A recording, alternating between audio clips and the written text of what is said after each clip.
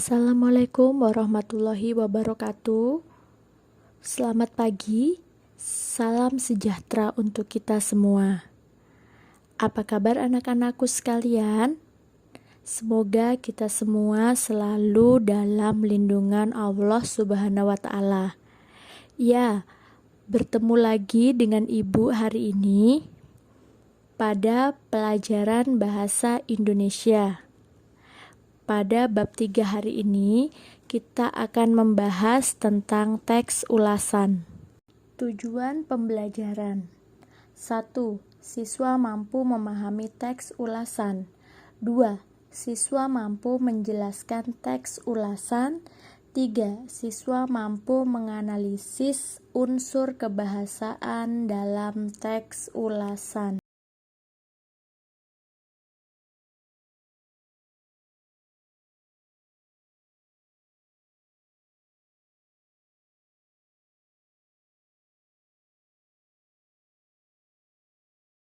Pengertian teks ulasan. Teks ulasan juga disebut teks review. Kata ulasan berasal dari bahasa Latin, yaitu dari kata revid atau recense, yang berarti melihat kembali, menimbang dan menilai. Sedangkan dalam bahasa Belanda dikenal dengan istilah resensi. Adapun karya sastra yang bisa diulas adalah buku, artikel, karya sastra. Bisa berbentuk cerpen, novel, drama, dan puisi, serta karya seni. Bisa berbentuk musik, tari, lukis, pertunjukan, dan film. Ciri-ciri teks ulasan. 1. Strukturnya terdiri dari judul, identitas buku, orientasi, tafsiran, evaluasi, dan rangkuman. 2. Memuat informasi atau opini penulis. 3. Opininya berdasarkan fakta. 4. Memiliki nama lain resensi. Struktur teks ulasan. 1. Judul. 2. Identitas buku. 3. Tafsiran. Tafsiran berisi tentang gambaran detail sebuah karya, misalnya keunikan, keunggulan, kualitas dari sebuah buku. 4. Evaluasi. Berisi tentang penilaian sebuah buku, bisa kelebihan dan juga kekurangan dari buku tersebut. 5. Rangkuman. Rangkuman berisi simpulan dari sebuah karya sastra. Perhatikan contoh ulasan terhadap novel Surat Kecil untuk Tuhan. Struktur isi teks ulasan bisa kamu lihat pada bagian berikut. Yang pertama, ada judul. Yang kedua, ada identitas buku.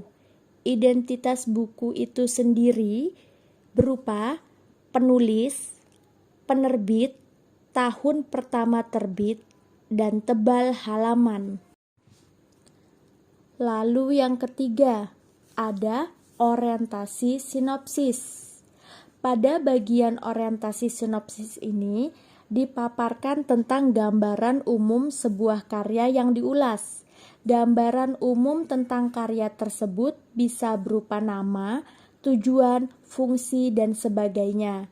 Pada bagian orientasi, penulis ulasan dapat menuliskan sinopsis karya. Lalu yang keempat, ada penafsiran. Pada bagian ini dipaparkan penafsiran atau pandangan penulis terhadap karya.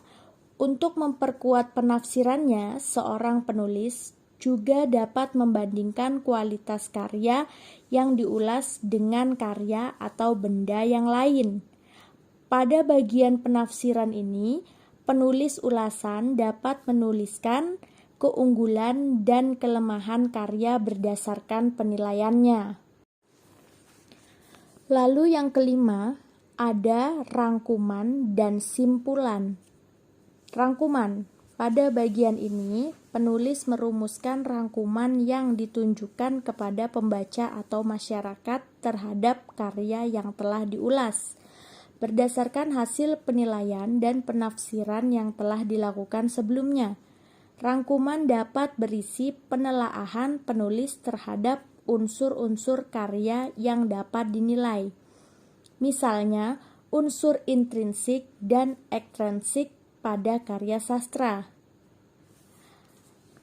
Simpulan.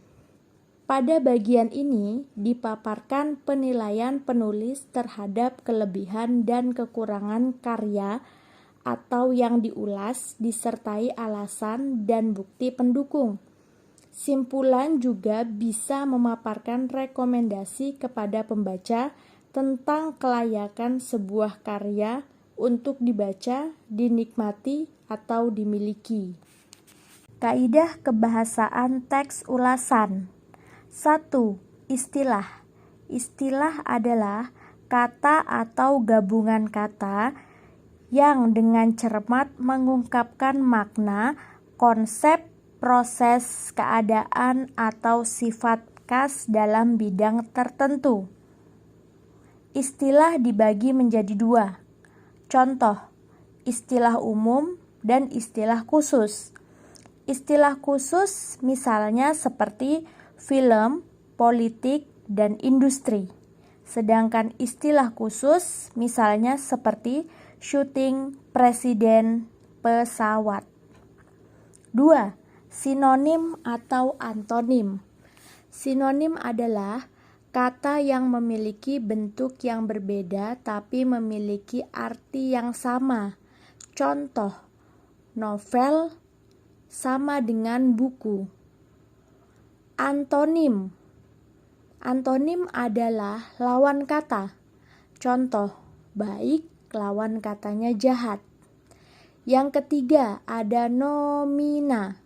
Nomina adalah kata benda yang mengacu pada nama seseorang. Contoh, pemimpin. 4. Verba atau kata kerja. Verba atau kata kerja adalah kata yang menyatakan perbuatan atau tindakan. Contoh, diambil, ditonton, menyapu, dan memakai. 5. Pronomina atau kata ganti. Kata ganti adalah kata yang dipakai untuk menggantikan kata benda yang menyatakan orang. Contoh, A. Kata ganti orang. Beliau, ia, mereka. B. Kata ganti pemilik. Contohnya, nya. C. Kata ganti petunjuk. Contoh, ini, itu. D. Kata ganti penghubung. Contoh, yang. Yang keenam ada kata sifat. Kata sifat merupakan kata yang menyatakan sifat atau keadaan dari suatu kata atau kata ganti. Contoh, hitam, tomboy, cantik. Konjungsi. Konjungsi adalah kata penghubung. Konjungsi sendiri dibagi menjadi beberapa bagian. Bisa kalian lihat di tabel di bawah ini. 8. Preposisi. Preposisi adalah kata tugas yang berfungsi sebagai unsur pembentuk frasa. Contoh, di, ke, dari, dengan, bagi. Kesimpulan.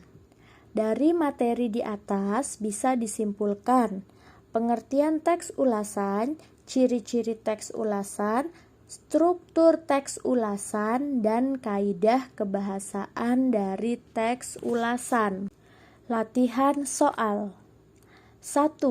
Apa yang dimaksud dengan teks ulasan? 2. Sebutkan dan jelaskan struktur teks ulasan. 3. Carilah sebuah teks ulasan tentang novel, cerpen atau puisi di internet, lalu kalian print teks ulasan tersebut beserta struktur teks ulasan tersebut. Ibu minta soal harus ditulis dengan jelas. Selamat mengerjakan. Sekian materi dari Ibu hari ini. Kurang lebihnya Ibu mohon maaf. Wassalamualaikum warahmatullahi wabarakatuh. Selamat pagi. Tetap patuhi protokol kesehatan untuk selalu diam diri di rumah. Terima kasih.